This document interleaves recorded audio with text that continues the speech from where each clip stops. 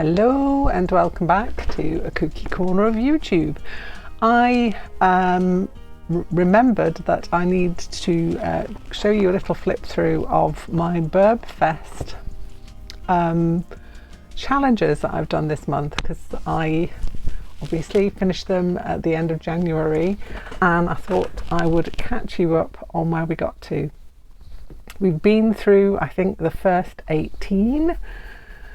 So let's go, ooh, knocking the camera.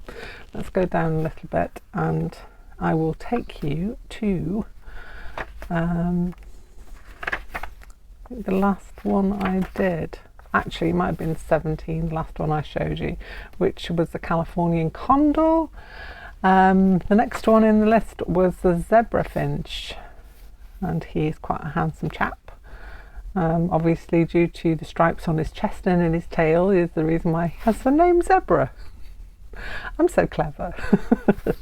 Not.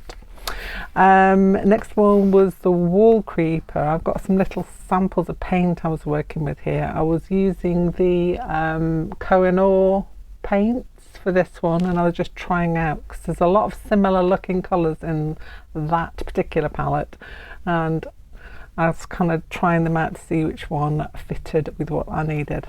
So yes, that's the wall creeper.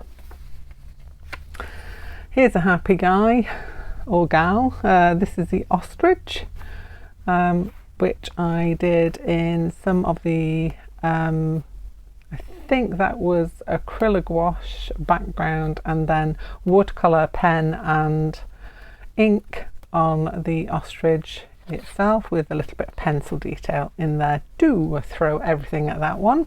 The Nicobar pigeon is the next one. He is an absolutely beautiful looking specimen, and so beautiful to look at in real. I don't think I've actually seen one in real, to be honest, but photographs of them, that's as real as I've got. Again, with the acrylic wash background, watercolour. I think these were the core watercolours I used in these, and pencil and pen, and the carbon ink pen for the details. The golden crowned kinglet. Try and say that when you're a bit jumbled up in your brain, as I am mostly. He is rather lovely too. Some beautiful birds. I have, if nothing else, I've discovered a lot of new birds that I didn't know about, and I'm not that au fait with a lot of birds, so it's been really nice drawing these kind of unusual ones, and learning a little bit about their makeup and their anatomy and how they look and such. So yes, the golden crowned kinglet. I think the background was, it feels like acrylic wash again, then just watercolour and pencil and the carbon ink pen. The carbon ink pen has been my absolute stalwart friend throughout this, and I would definitely recommend for sketching with one of those. It has been beautiful and has worked a treat. Next one, we have the Scopsa owl. Couldn't spell it, obviously, clearly. This one has got, I believe it is just, I think it's one of the Brunzil pens, which I'm going to show you. It's got one of those as a background, and the owl itself is watercolour, carbon pen and pencil on there, with a little bit of gel pen on the stars. The Ecuadorian hill star is the next one. I don't know if you can see any shine on that. I'll kind of tilt it a bit.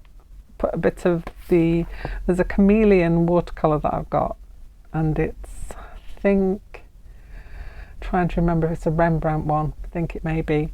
And I kind of slopped some of that over the top of ink, which I have in my little travel kit, ink travel kit. And then some more watercolour, and the background is again an acrylic wash background. So yeah, the osprey, he's a rather rather stunning guy too. Background is a pen. I think it's one of the Brunswick pens. In fact, I'm kind of sure it is. Watercolour, carbon pen, and a bit of pencil. Coloured pencil for that one. I'm not keen on this one. I just have to put that out there. The Gouldian Finch, I'm sure it is an absolutely stunningly beautiful bird, but I didn't enjoy it because, I don't know, the colours seemed to clash and my brain was not enjoying putting those colours together, but I did the best I could. And again, it's got kind of a penny background, and also I think it's got pen on its feathers for this one. So this is kind of mainly pen, bit of watercolour and a bit of coloured pencil. The Sandwich Tern, beautiful bird, and this one is I think that's pen background again, watercolour, carbon pen, and a gel pen, a white gel pen in there as well. Little bit of pencil maybe, and also a tiny bit of biro just because throwing everything in there. The Eastern Yellow Robin is beautiful because they have a yellow chest rather than the red ones that we usually are used to. So this one was a pen background, watercolour, it's kind of repetitive, isn't it? Watercolour, pencil, and the carbon ink pen again. The Himalayan Monal also had a little touch of that beautiful chameleon glittery dew watercolour on the top of him, but also I've got some metallic watercolour paints that I used on this as well, and I just wanted to make the most of him because he's kind of like an iridescent feathered bird, and this is just plain black ink background just to show up those feathers basically.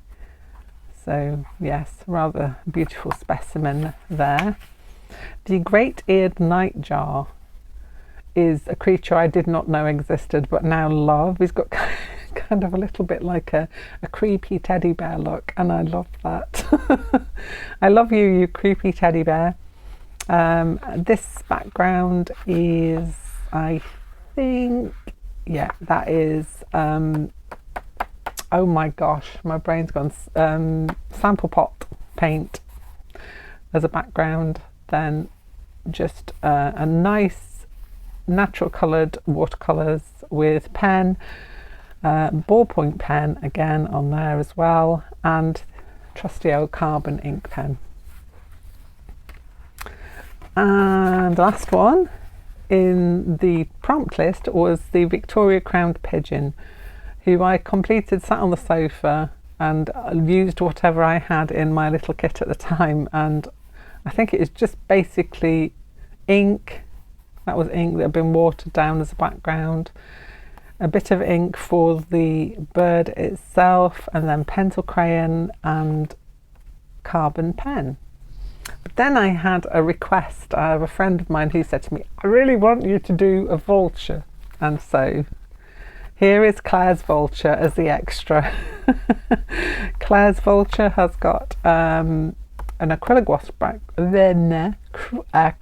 gouache background, and the rest of it is pencil, watercolour, and yeah, generally just a nice watercolour-y kind of burb with a little bit of plant going on there and some stars, as I am usually want to put into my drawings. So that is the run through of the Birbfest for this year. I thoroughly enjoyed every minute of this, and some part of me wants to continue to draw more birds, and I do have some spare pages in here. So if anybody's got a request for a bird that they'd like me to draw to fill up my pages, I've got probably about 10-12 pages left in this book, preferably one that I've not drawn before, which might be a bit of a thing, but yeah, I'll pick out the ones I haven't drawn before, but pick me something unusual or something that you'd just like to see me have a go at, and I'll fill up the rest of these pages with birds.